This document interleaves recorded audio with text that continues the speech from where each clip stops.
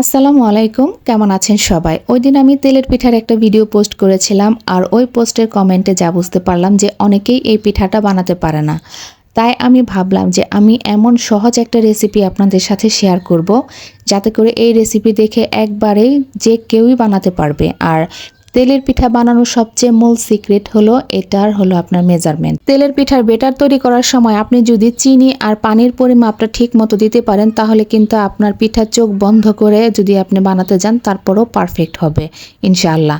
তো আমার ভিডিওটি আপনারা শুরু থেকে শেষ অবধি দেখবেন ইনশাআল্লাহ। একবার দেখেই সবাই A to Z মানে ফলো করলে আপনারা কিন্তু একবারে পারফেক্ট পিঠা তৈরি করতে পারবেন, এটা আমি গ্যারান্টি দিয়ে বলতেছি।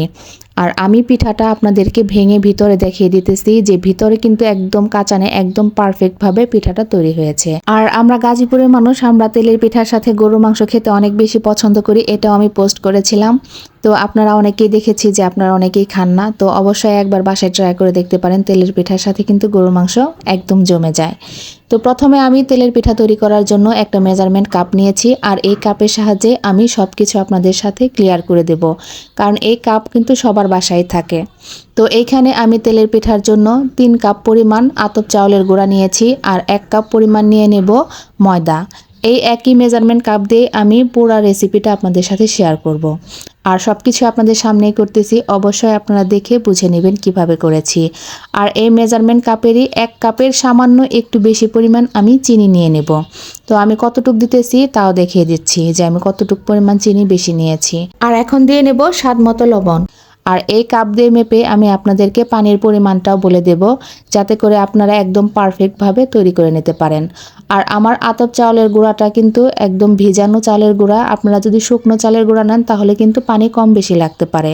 এখানে আমি কুসুম গরম পানি নিয়ে তারপরে ব্যাটারটা তৈরি করতেছি। প্রথমে আমি 1 কাপ পানি দিয়েছি, তারপরে আমি আরেক কাপ পানি থেকে সামান্য পরিমাণে একটু পানি দিয়ে তারপরে ব্যাটারটা তৈরি করব। আর এই সম্পূর্ণ কাজটা কিন্তু হাতের সাহায্যে করতে হবে, একদম ভালোভাবে মেখে স্মুথ একটা ব্যাটার তৈরি করতে হবে।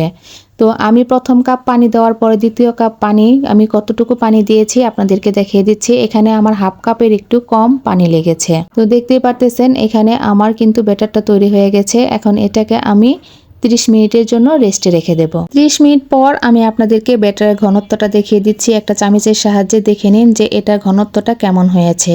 ঠিক এরকম ঘনত্বই কিন্তু রাখতে হবে, এর থেকে পাতলা হলেও কিন্তু পিঠা হবে না, আবার এর থেকে ঘন হলেও কিন্তু পিঠার ভিতরে কাঁচা থেকে যাবে। তাই ব্যাটারের ঘনত্বটা কিন্তু এরকমই রাখতে হবে। আমি এখানে অল্প পরিমাণ পিঠা তৈরি করব, আর আপনারা যদি এর থেকে বেশি তৈরি করতে চান তাহলে বড় সাইজের কোনো বাটি দিয়ে মেপে সেম ভাবে কিন্তু তৈরি করে নিতে পারেন। তো এখন আমি পিঠাটা বানানোর জন্য এরকম একটা মগ নিয়েছি, আপনারা চাইলে স্টিলের মগও নিতে পারেন। মগের মধ্যে এখন আমি চামচের সাহায্যে ব্যাটার দিয়ে নেব। এতে করে কিন্তু পিঠা বানাতে সুবিধা হবে, মানে পিঠাটা ঢালতে বেশি সুবিধা হবে। আর আপনারা যেভাবে সুবিধা অনুযায়ী বানিয়ে নিতে পারেন, মগ দিয়েও অথবা চামচ দিয়েও বানিয়ে নিতে পারেন। এরপর কড়াইয়ের মধ্যে তেল দিয়ে পর্যাপ্ত পরিমাণ গরম করে নিয়ে তারপরে আমি পিঠার ব্যাটার দিয়ে দেব। আর যখন ব্যাটারটা দেওয়ার পরে উপরের দিকে ফুলে উঠবে তখনই একটি কাঁটা চামচের সাহায্যে একটা পাশ উঁচু করে দেব। উঁচু করে দিলে কিন্তু পিঠার ভিতরের যে একটা এক্সট্রা ব্যাটার থাকে ওটা বের হয়ে আসবে, আর দেখতেও ভালো লাগবে। আর পিঠাটা কিন্তু ভিতরে আর কাঁচা থাকার কোনো সম্ভাবনাই থাকবে না। এভাবে যদি মানে পিঠার ব্যাটারটা বাইরে বের হয়ে আসে, পিঠাটা কিন্তু দেখতে অনেক সুন্দর লাগে, আর ভিতরে তো একদমই কাঁচা থাকে না। আর এই ধরনের পিঠা কিন্তু খেতে বেশি ভালো লাগে। তো আমি আরেকটা পিঠা তৈরি করে দেখাচ্ছি, যে দেখুন কতটা সুন্দরভাবে পিঠাটা তৈরি হয়েছে। আর এভাবে পিঠা হলে কিন্তু পিঠা ভাজতে এতটা ভালো লাগে, মানে ভাজার সময় কোনো ক্লান্তি আসে না, মনে চায় যে শুধু ভাজতেই থাকি। খুব ভালো লাগে, দেখতেও ভালো লাগে আর তৈরি করতেও ভালো লাগে। তো দেখুন আমি একটার পর একটা দিতেছি, আর কিন্তু পিঠা খুব সুন্দর করে হচ্ছে। আমার এই রেসিপি ফলো করে আপনারাও কিন্তু বাসায় এরকম ফুলকো ফুলকো সুন্দর সুন্দর তেলের পিঠা তৈরি করতে পারবেন। আর আমার ভিডিও দেখে যদি কেউ তৈরি করে থাকেন অবশ্যই আমাকে আপনাদের ভিডিওতে মেনশন দিবেন, অথবা আমার পিঠার এই ভিডিওতে কমেন্ট করে যাবেন কে কে তৈরি করেছেন।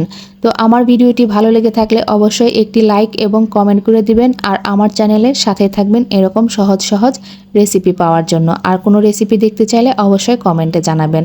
ভালো থাকবেন সবাই, আল্লাহ হাফেজ।